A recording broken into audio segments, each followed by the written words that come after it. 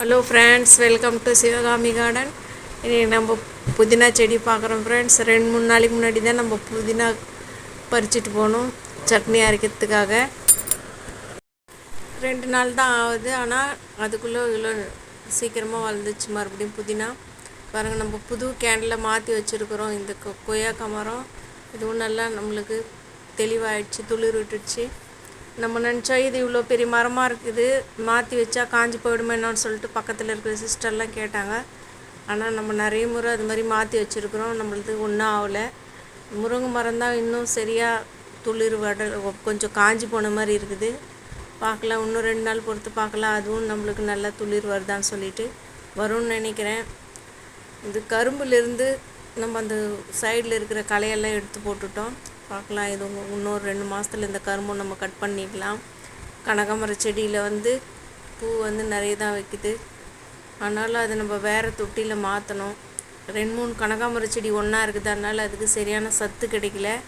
நம்ம தனித்தனியாக ஒன்று தனித்தனியாக வச்சா தான் நம்மளுக்கு நிறைய பூ கிடைக்கும். மல்லிகைப்பூ செடியில் இப்போ பாருங்கள், எல்லாத்துலேயுமே நிறைய அரும்பு வைக்குது. நம்ம கொடுக்குற அந்த தண்ணி சத்து தான். நம்ம பழம் ஊற வச்ச தண்ணி, தர்பூசணி பழம் ஊற வச்ச தண்ணி, வெங்காயத்தோல், இதெல்லாம் நம்ம தண்ணி கொடுக்குறோம். இது மாதிரி கொடுக்கும்போது நம்மளுக்கு நிறைய மாற்றம் தெரியுது. இதில் சீத்தாப்பழி மரம் வேறு தொட்டியில் மாற்றி வச்சுருக்குறோம், அதுவும் இப்போ நல்லா இருக்குது. இன்னும் நம்ம பாதி தொட்டி மாற்றணும், மண்கலவையை மாற்றணும், செடிகளெல்லாம் எடுத்து தனித்தனியாக வைக்கணும். இது சரியாக டைம் பத்தலை. அதை நான் செய்யும்போது ஒவ்வொன்றும் உங்களுக்கு நான் வீடியோவில் உங்களுக்கு போடுறேன். பாருங்கள், சின்ன சின்ன செடி மொழிஞ்சிருக்குது.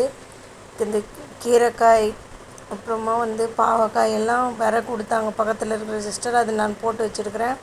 நிறைய வேறு சின்ன சின்ன செடி மொழிஞ்சிருக்குது. அது பெருசானால் தான் தெரியும் அது என்னதுன்னு சொல்லிட்டு. எல்லாமே மொழிஞ்சிருக்குது. டெல்லி கனகாமர செடியிலையும் பூ நிறைய வச்சுருக்குது.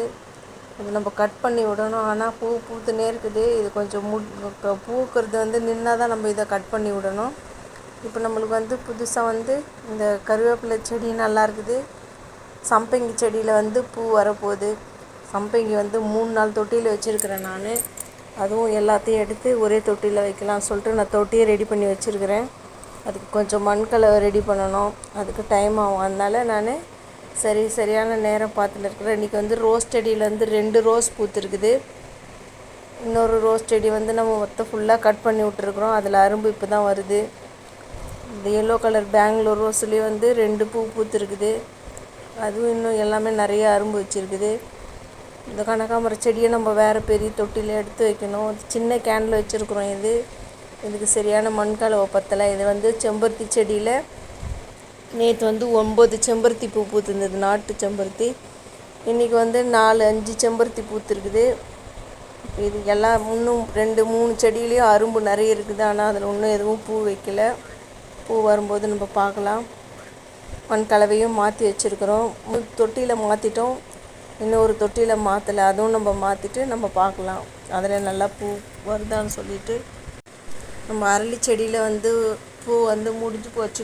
பூக்கிற காலம் முடிஞ்சிச்சு. நம்ம எல்லாம் கட் பண்ணி விட்டுருக்குறோம். இருந்தாலும் அதில் மறுபடியும் அரும்பு வருது, பார்க்கலாம் இதுலேயும் பூ பூக்குதான்னு சொல்லிட்டு.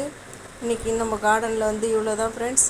இன்றைக்கி நம்ம வீட்டில் காலையில் டிஃபன் இட்லி, கடலைக்கொட்டை சட்னி, கத்திரிக்காய், முருங்கைக்காய் சாம்பார் தான் செஞ்சோம். சார் கொஞ்சம் தயிர் கஞ்சி, இது நம்ம டெய்லியும் பண்ணுறது இது தான். இன்றைக்கி இவ்வளோ தான் ஃப்ரெண்ட்ஸ். இந்த வீடியோ உங்களுக்கு பிடிச்சிருந்தா நீங்கள் லைக் பண்ணுங்கள், சப்ஸ்கிரைப் பண்ணுங்கள். Thank you friends.